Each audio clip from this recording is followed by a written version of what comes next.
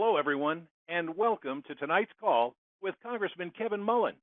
During this event, we'll be answering questions from constituents like you. If you have a question, please press star 3 on your telephone keypad to enter the question queue. And during this call, you're encouraged to sign up for our newsletter by pressing star 6. Again, if you have a question for the Congressman, please press star 3. And you can also press star 6 to subscribe to our newsletter.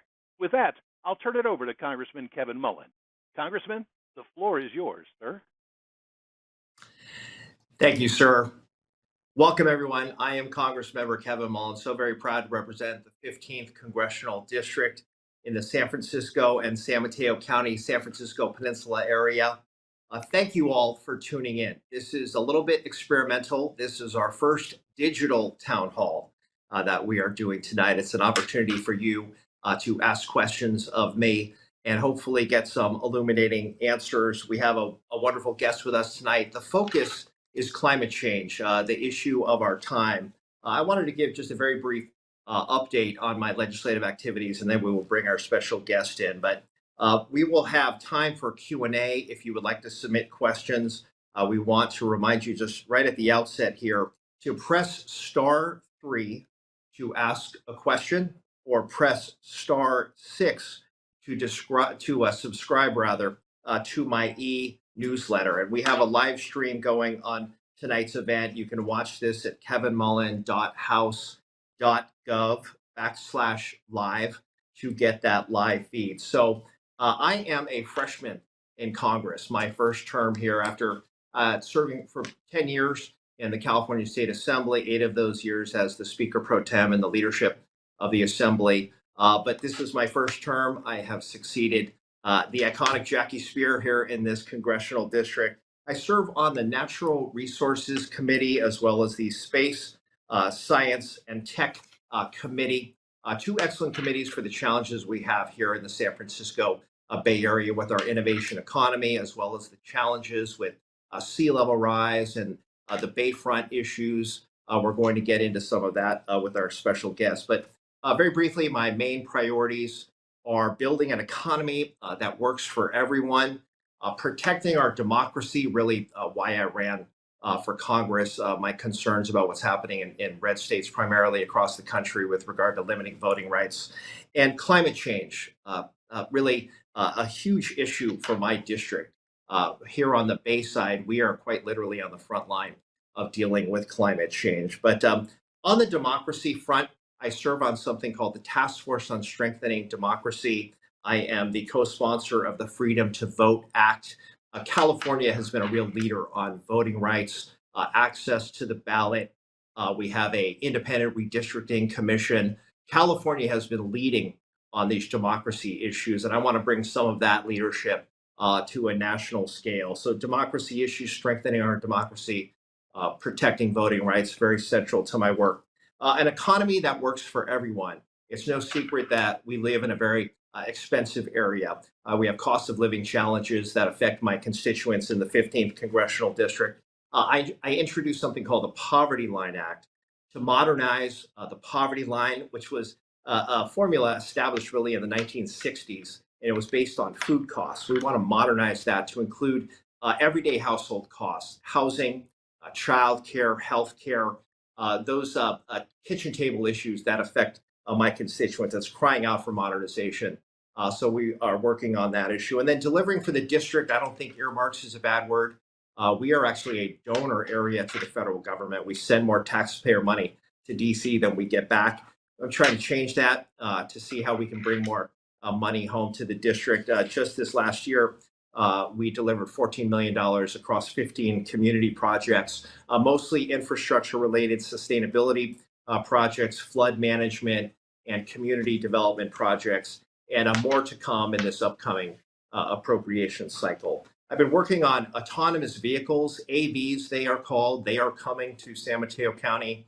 We are working on some safety standards with NHTSA, the National Highway Traffic Safety Administration, to make sure that these are safe vehicles on our roadways. And I have a full service staff here in my district office in San Mateo. They serve you on a daily basis. If you have Social Security or Medicare issues, immigration issues, Veterans Affairs issues, they are at the ready to help serve you. And I do want to note at the outset, we have received numerous calls, as you might imagine, on the tragedy that has unfolded in the Gaza area with the war between Israel and Hamas. I have called for an immediate ceasefire. I have supported the Biden administration's most recent efforts in terms of trying to bring peace to the region. This war absolutely must end. There has been such a tragic loss of innocent civilian life. We need to end this war, and we need to get on a path toward peace and a two-state solution. And I expect we'll get a number of calls on that, and we can certainly give you my full position should you want that, a detailed position on that front. So with that, we are going to turn to our main topic tonight, which is climate change, the most pressing issue of our time. I'm not the only person to think that. In the state assembly, the aforementioned assembly, I worked on One Shoreline, this incredible partnership in San Mateo County to deal with the bay level issues. As you know, we've got these issues on the bay side and the ocean side here on the San Francisco Peninsula. I worked to champion Caltrain electrification, and my first bill is called the WRAP Act. We love our acronyms in Washington, the Weatherization Resilience Adaptation Program, to help at-risk, low-income homeowners and affordable housing providers make their properties more resilient to climate change-driven disasters. I had the Interior Secretary, Secretary Deb Haaland, out at the Don Edwards National Wildlife Refuge to announce a $2 million grant for wildlife restoration and sea level rise adaptation projects. I've been urging the Fish and Wildlife Service to consider climate impacts to the National Wildlife Refuge Management Program, and I've been advocating for increased funding for the EPA's San Francisco Bay Program, urging the Army Corps of Engineers to fund climate resilience projects. So with that, we are going to get to our very distinguished guest. And I'm being handed a note here by my incredible staff to remind you, please press *3 to ask a question, and press *6 to subscribe to my e-newsletter. We want to be able to capture that and keep you updated on the work here in our district. So with that, I'm bringing in Dr. Richard Spinrad. He is the administrator of the National Oceanic and Atmospheric Administration, or NOAA. It is a federal agency charged with weather forecasting, collecting data, addressing climate change, and enhancing environmental sustainability. That is a pretty broad portfolio. And we are so honored to have the administrator, the top scientist, the top individual at that agency, who was kind enough on the East Coast time to participate in our digital town hall. Dr. Spinrad, thank you for joining us, sir. Oh, thank you, Congressman Mullin. It is a real treat, and I really appreciate your inviting me. I should point out these luxuriant surroundings that you're seeing me in.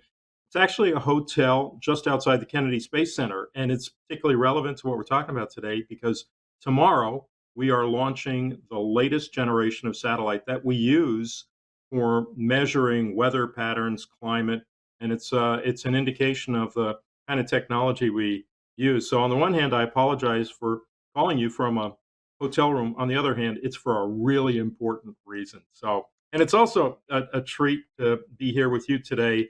And I want to start by thanking you for your work throughout the implementation of things like the bipartisan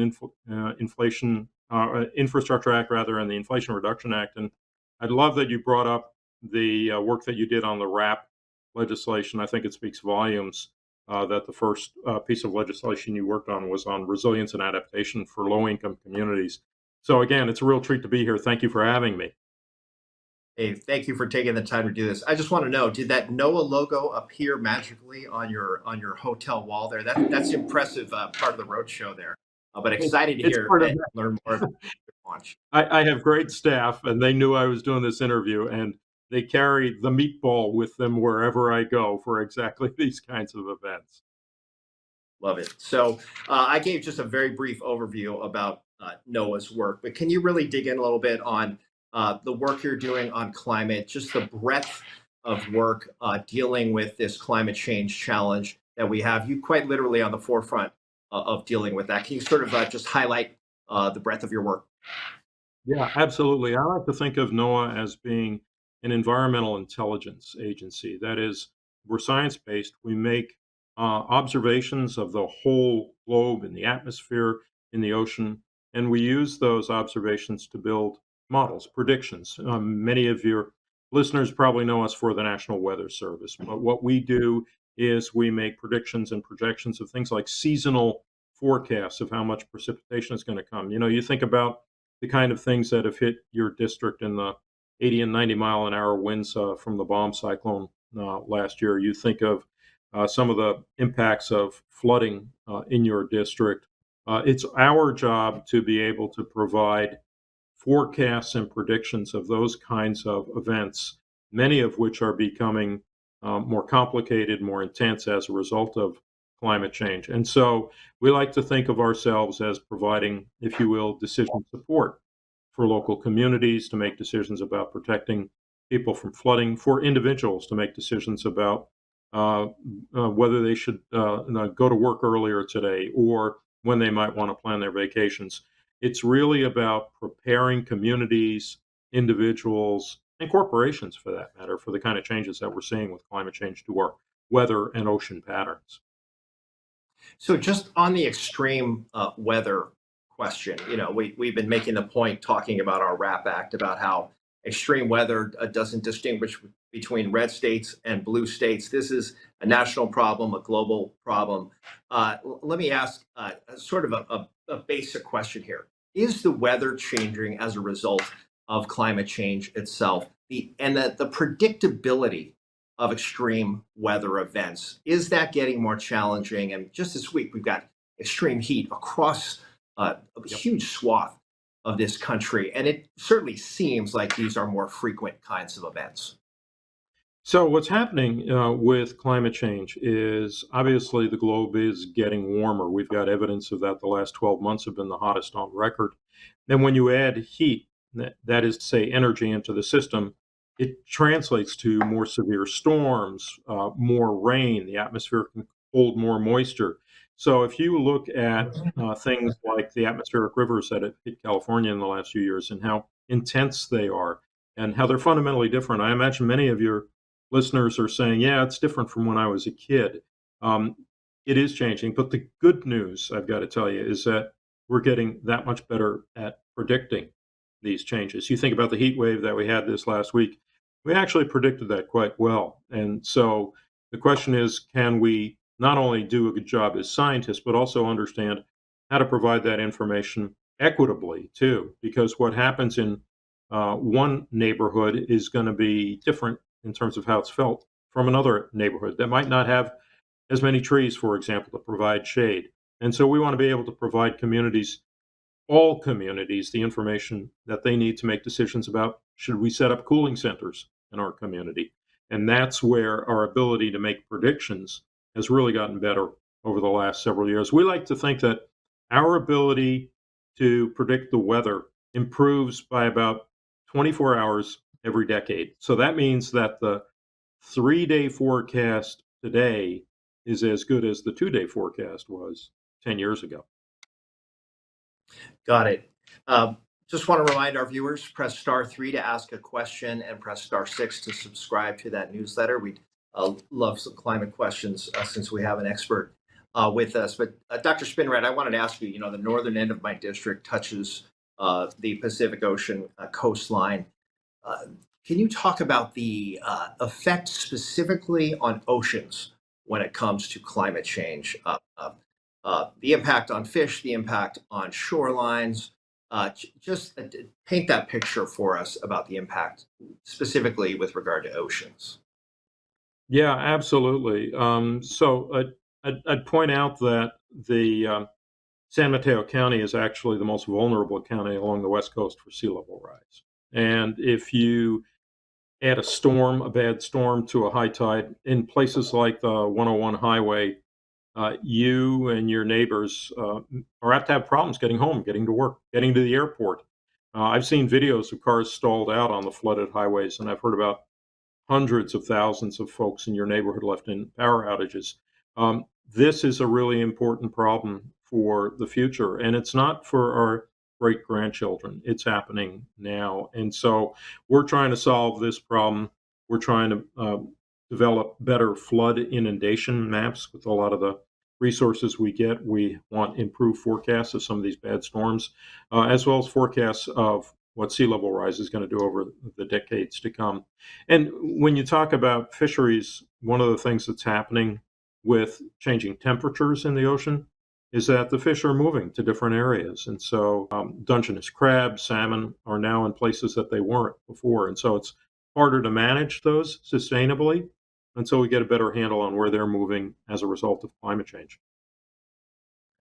So, Dr. Spinrad, how is NOAA uh, conducting its work with an equity lens in terms of local communities, identifying their needs, supporting local efforts to build climate resilience? And as we know, there are concerns around social equity and environmental justice challenges that are particularly acute when it comes to climate. Can you speak to that issue?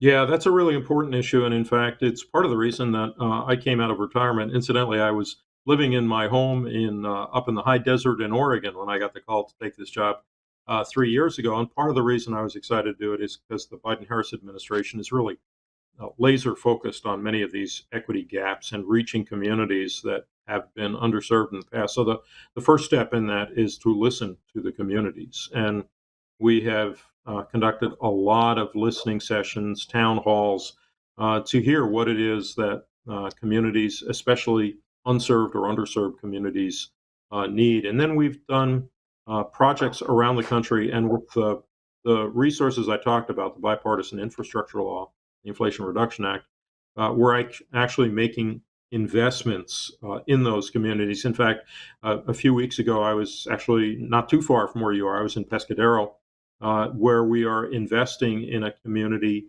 to prevent flooding in that community and also help to restore some of the fisheries. So we're making investments. We're also working with communities we've never worked with before, like faith-based communities. Think about a heat wave. It hits a community.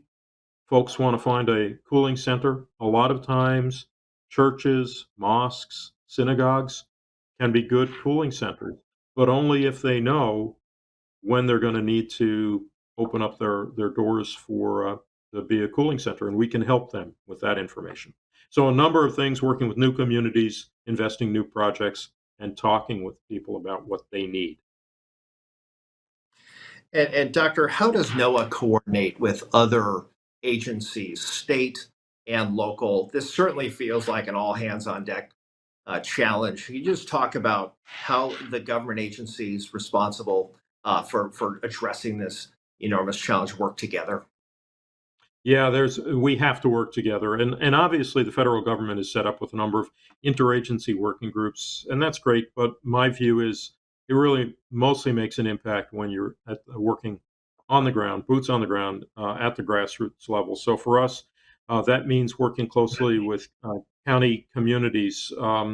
You think about what happened in your area in 2020 with the smoke that hit San Mateo and Santa Cruz counties. We work with the county administrators. We work with local emergency managers. We also work with the academics in places like UC Berkeley and other universities. And at the end of the day, it's about making sure that we can make investments that complement what states, cities, counties are doing. And so we actually have a large portion of our workforce resident around the country. NOAA has about 12,000 people total. About 8,000 of our staff are in local communities, local counties. There are 122 weather forecast offices for NOAA all around the country.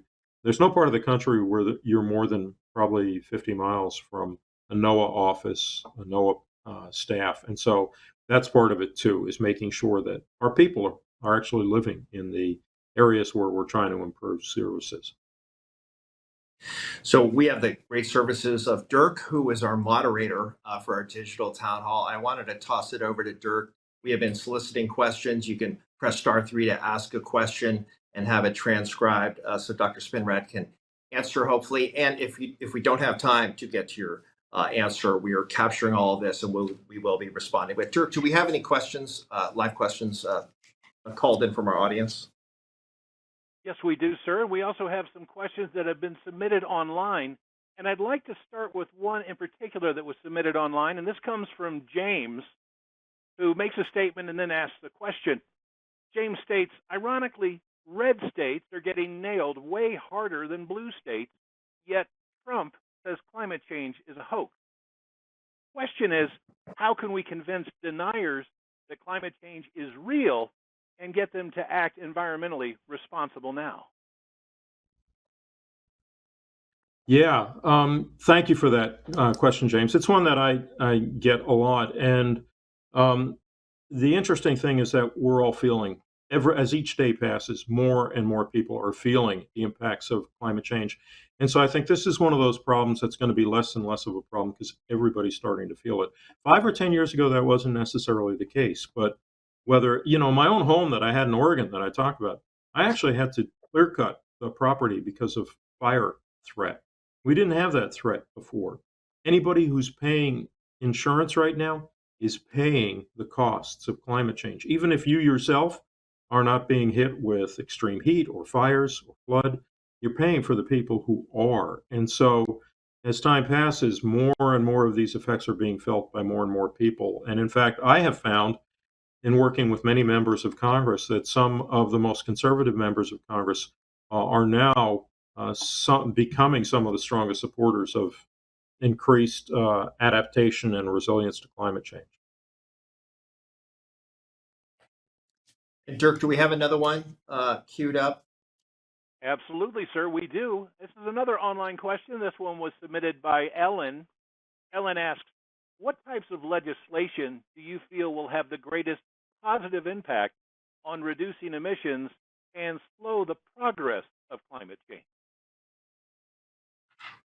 Yeah, thank you, Ellen. And I think I actually look at what legislation is being passed right now, and I feel like there's a lot of really good legislation for the mitigation work.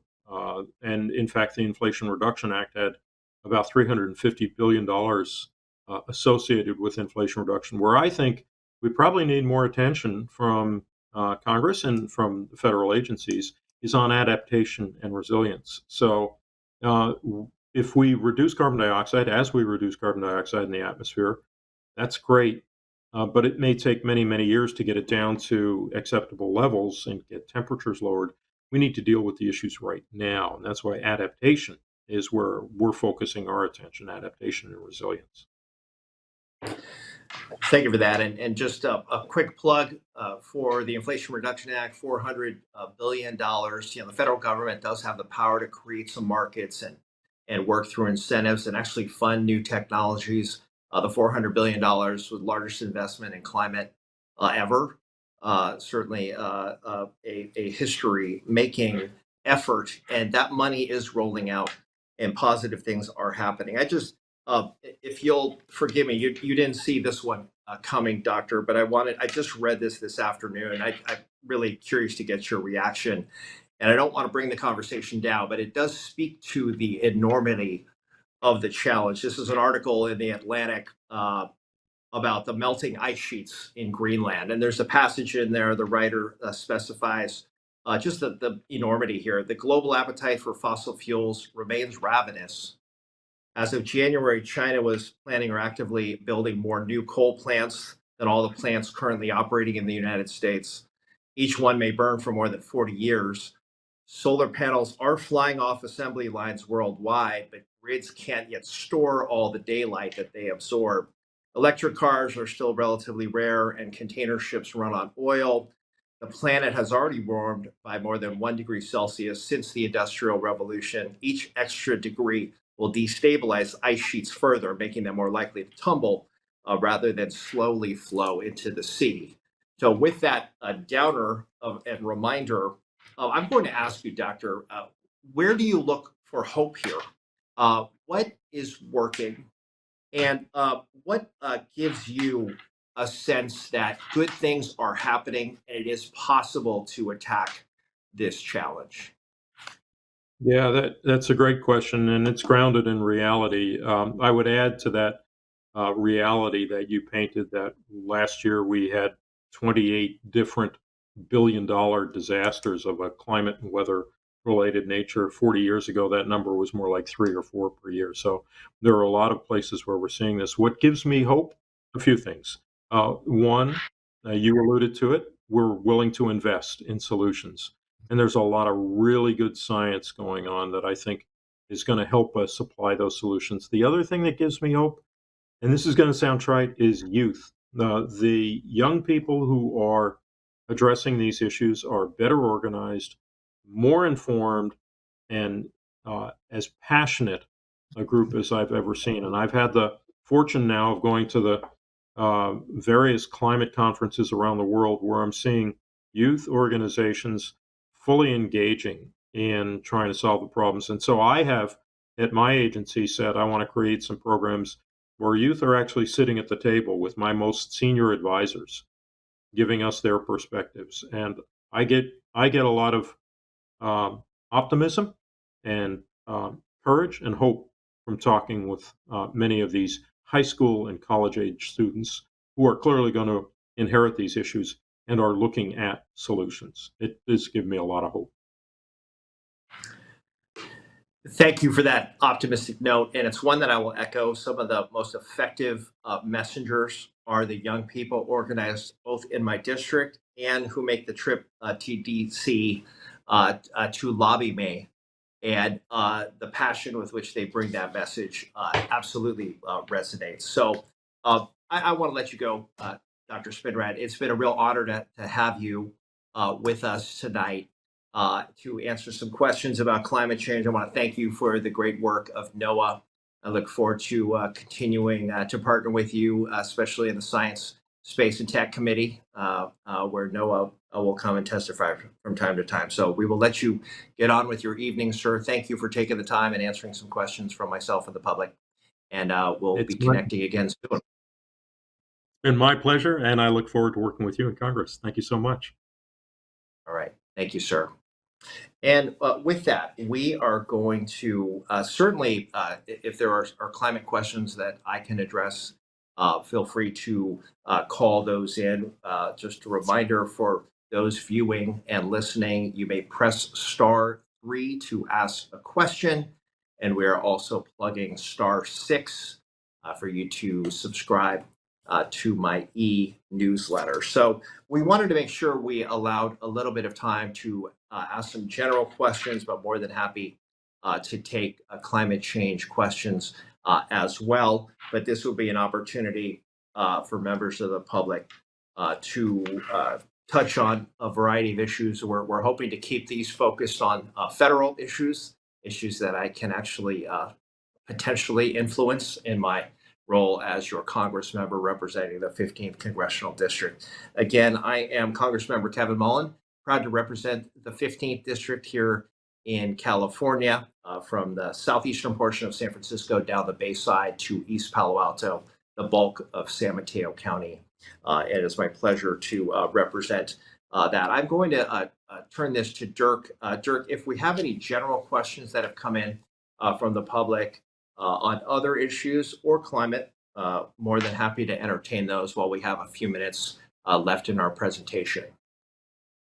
Fantastic, sir. But I would also like to segue very quickly because the technology we're using for this call allows us to get instant feedback from you, the folks listening in on this conversation.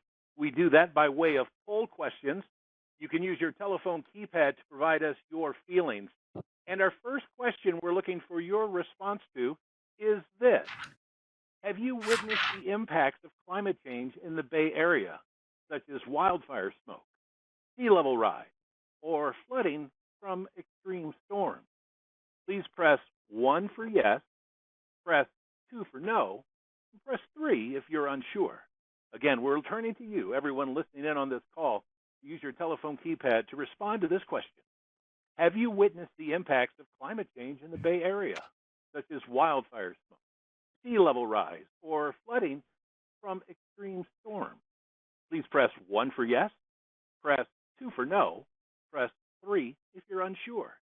As see a number of people are registering their response. Thank you very much for taking the time to do that. And let's go ahead back and ask another question. This is from Fernando, who pressed *3 from Belmont.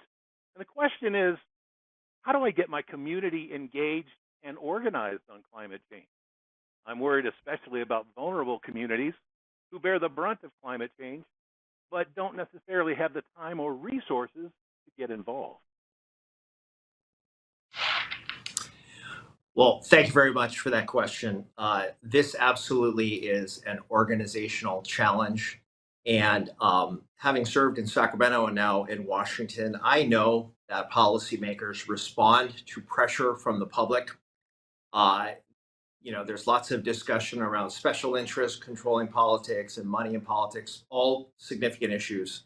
But when you hear from significant numbers of individuals in your district, you do have to be responsive to that. I think California is, given some of our climate leadership already at the state level, something of a magnet for conversations around climate change policy. I know Citizens Climate Lobby, for example, is a local organization that can probably scale involvement of volunteer capacity. They are geared for younger people in particular who are so passionate about this issue.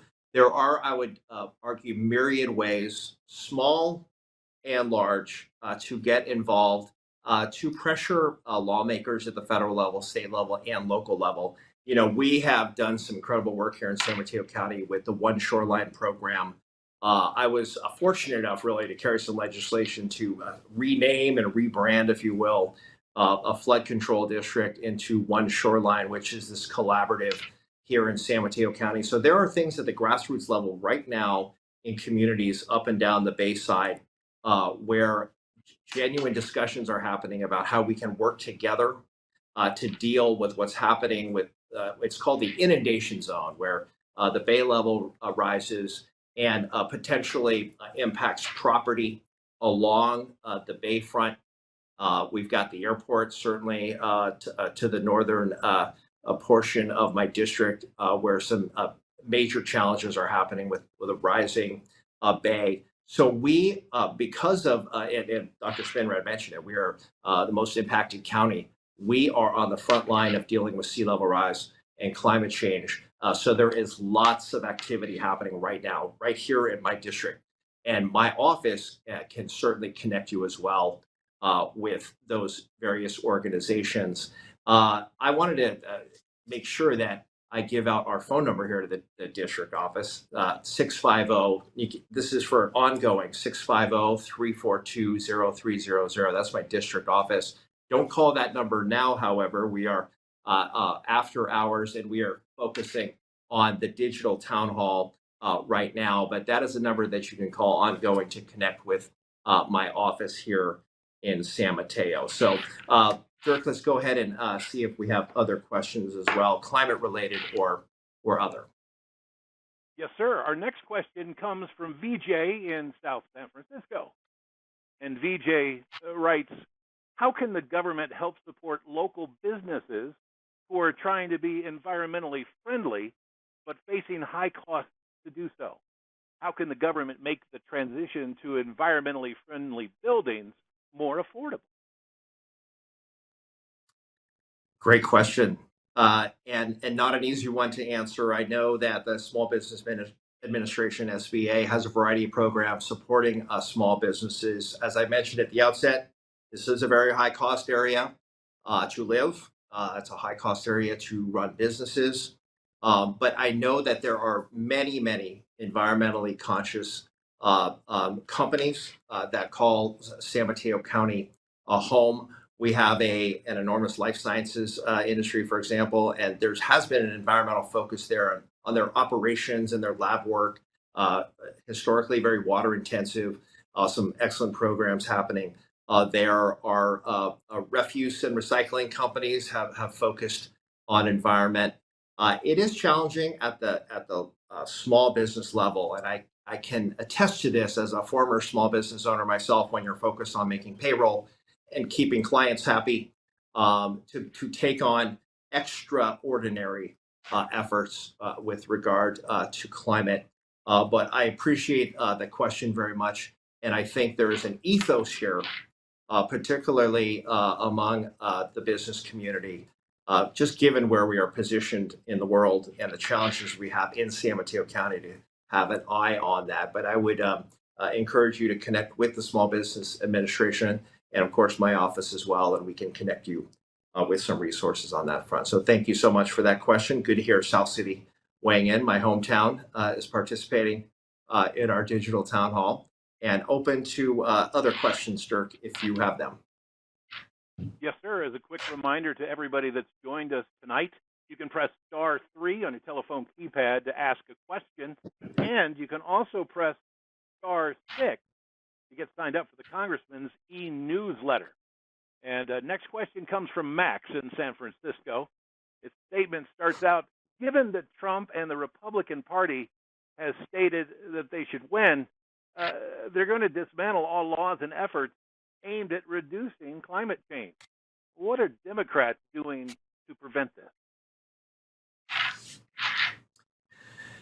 Well, that is certainly a political question. I have to be a little bit careful and not comment too extensively on campaign related issues. I can certainly speak in general terms about former President Trump. He is a convicted felon, has no business returning to the Oval Office. He should be behind bars. And he is following, frankly, an autocratic playbook, undermining the free and fair press. He is undermining small d democratic institutions. This is going to be a pivotal election, to say the least. We always say the most important in our lifetime. This actually is the most important in our lifetime. I can't speak too broadly beyond that, other than we need a president who respects the rule of law, respects the Constitution, respects our democratic institutions, and somebody who's committed to democracy and keeping our republic a republic. I would say that President Biden and Democratic leadership has made climate a focus.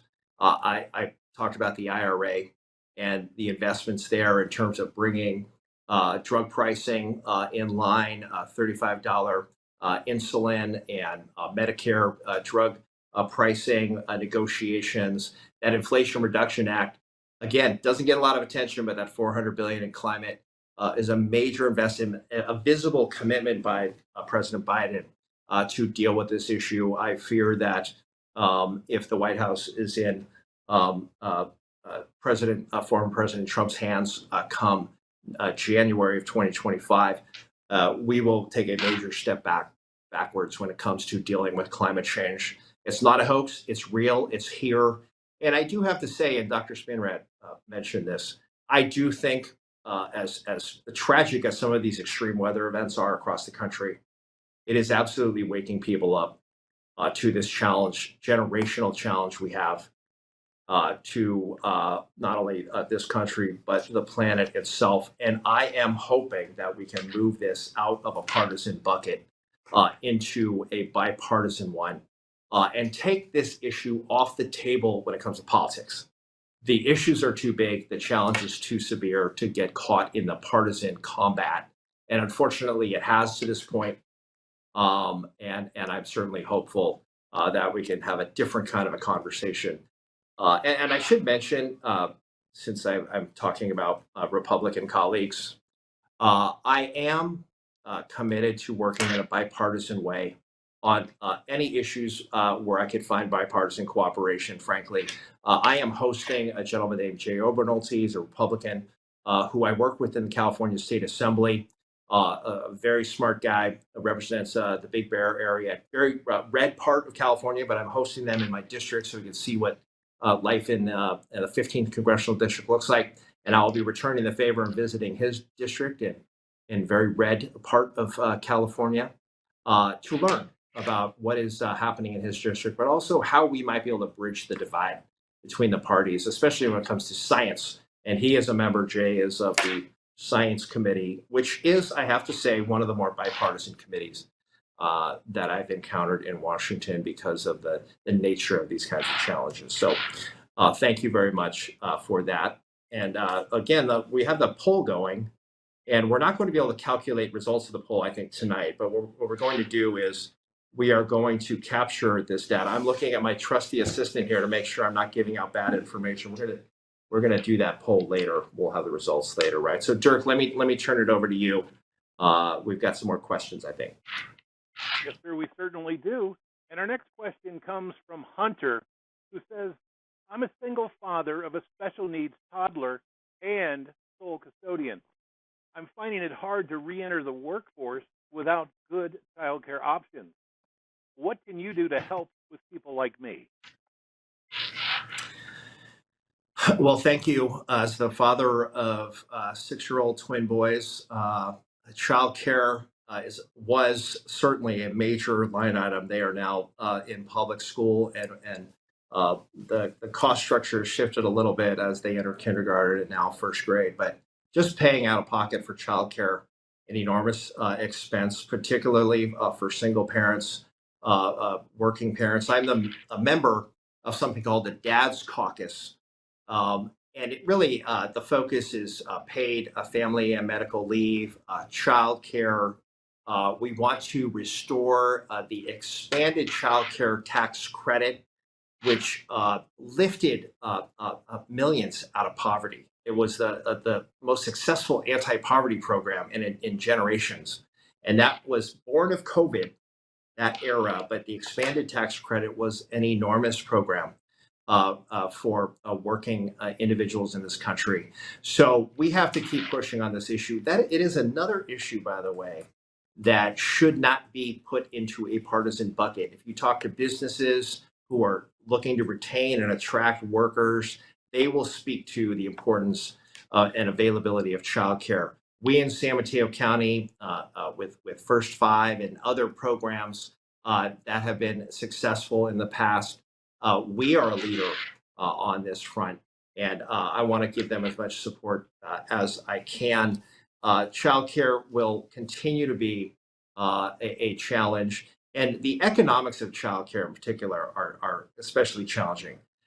It's you have a workforce that isn't paid enough, but you have operators, particularly of private childcare businesses. They are having trouble making ends meet. There is overhead challenges, there are regulatory challenges, and it's expensive for consumers of childcare. So this is a real challenge. San Mateo County is a leader on this. However, I know that incoming Supervisor Jackie Spear, my predecessor in Congress, wants to make childcare a real priority when she goes to the board. So more to come on that.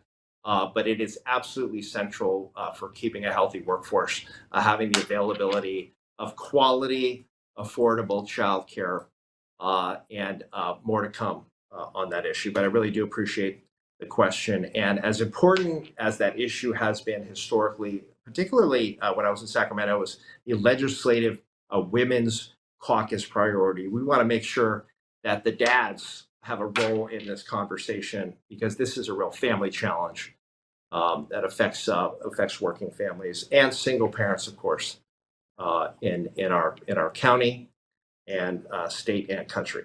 So, Dirk, back to you for more questions. Thank you very much, Congressman. And don't forget, if you're listening in and you have a question, please press *3 on your telephone keypad to enter the question queue. Again, please press *3 to ask a question. And now we're going to move over to a question about Israel-Hamas. And Congressman, what is your position on the Israel-Hamas war in Gaza? And can the U.S. be doing more to bring an end to this conflict?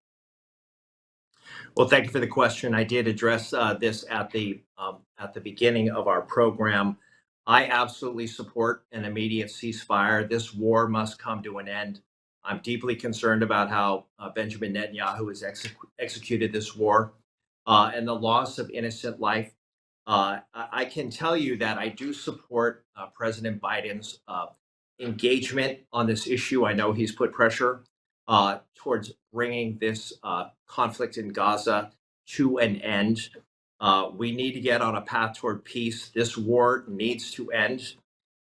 There are some hopeful signs. While a ceasefire has not been signed on to by Israel and Hamas, I do believe some progress is being made I learned today that Israel will be focusing some of its military efforts more in the north with regard to the threat from Hezbollah, the Iranian backed militia there.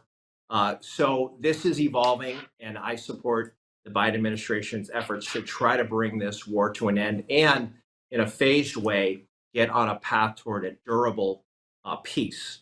And we need efforts in the region with regional support toward a two-state solution and a massive rebuilding effort, not only of the ongoing humanitarian aid questions, but rebuilding Gaza, which would help enable a conversation around a two-state solution. But I remain hopeful that progress can be made with President Biden's leadership on that front. So, Congressman, our next question comes from Tricia, and Tricia wonders what is being done so that we as a district can get more involved in increasing voter turnout, especially amongst the youth. Well, thank you. That's an issue near and dear to my heart. I was the author of a constitutional amendment during my time in the legislature to allow 17-year-olds to vote in primary elections if they would be 18 by the general election. So looking at elections really as a cycle, which is what they are, primary and general. And we got that as far as it has ever gone in California. We got it to the ballot. Unfortunately, the voters turned that down. I think there was an interpretation that we were lowering the voting age outright to 17. There was a nuance there, I think, did not get properly explained to the voters. I am going to be, in an ongoing way, supporting youth engagement, civic engagement. I'm a product of the Close Up program, where we visited Washington, D.C. as high schoolers. I want to be sort of a go-to shop, if you will, in Washington, D.C. for the Close Up program. San Mateo County has been a leader on this front in terms of youth advisory councils and enabling young people to get engaged and influence policy, primarily on the local level. So I want my office to be supportive of those efforts in an ongoing way. We do have an engaged youth population here in San Mateo County, one that we listen to. And San Mateo County, because of our leadership on voting by mail, we had a pilot project that I was involved in where everybody gets a ballot postage paid. And we had a municipal election that sort of proved that the model works, where youth turnout went up, Asian API turnout went up, Latino turnout went up. So these models that are really born in San Mateo County and have been sort of exported statewide in California, and then now hopefully with our work at the national level, there are things that we can do to really allow for engagement by young people and first-time voters. And then we know that voting is habitual. Once young people vote, they can at 18 they can become habitual voters. So it's an ongoing challenge. We want our young people to be engaged, and we want an electorate that looks like the population as a whole. You get better policy. You get policymakers that are more reflective of their constituencies. So lots of work to be done, but I am proud of the work that's being done here in San Mateo County and the state of California. So other questions? We have just a few more minutes. I think we want to wrap before 7 o'clock. We wanted to try to be respectful of time and keep this to about an hour. But Dirk, do we have other questions? Well, actually, Congressman, I would like to lean on everyone that's listening in to answer another poll question. Again, as I mentioned earlier, your opinion matters to us, and we've got the technology here on this call to hear from you immediately. All you need to do is use your telephone keypad to respond to the following question. The question is, which of the following issues are you most concerned about? Please press 1 if it's climate change. Press 2 if it's reproductive rights. Press 3 if it's cost of living. Press 4 if it's gun violence prevention. press 5 if it's something else. Again, the question is, which of the following issues are you most concerned about? Climate change? Press 1. Reproductive rights? Press 2. Cost of living? Press 3. Gun violence prevention? Press 4. Something other? Please press 5. I see a number of people are registering their response. Thank you very much for participating in this poll. And Congressman, as you made mention, we are making sure that we stay inside of time. So I want to turn to you here for kind of some parting words from you, please.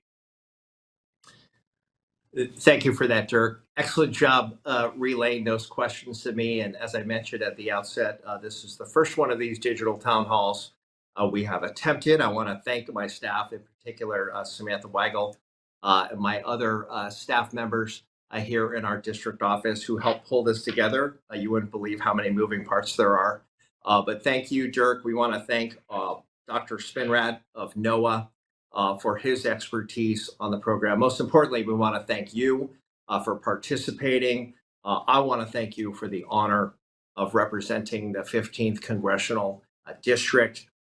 It is the honor of my life to be able to say I represent San Mateo County and San Francisco counties in the United States House of Representatives. It is an honor and a privilege. And with that, please stay connected to our office. We are going to have a number of these digital town halls, I believe. We'll see what the reaction from the staff is. I think it went fairly well. We want to do this again. We will be having in-person coffees as well, in-person town halls throughout the district in an ongoing way. So with that, I'm going to wrap. Thank you so much for your participation, and we will be talking to you again very soon.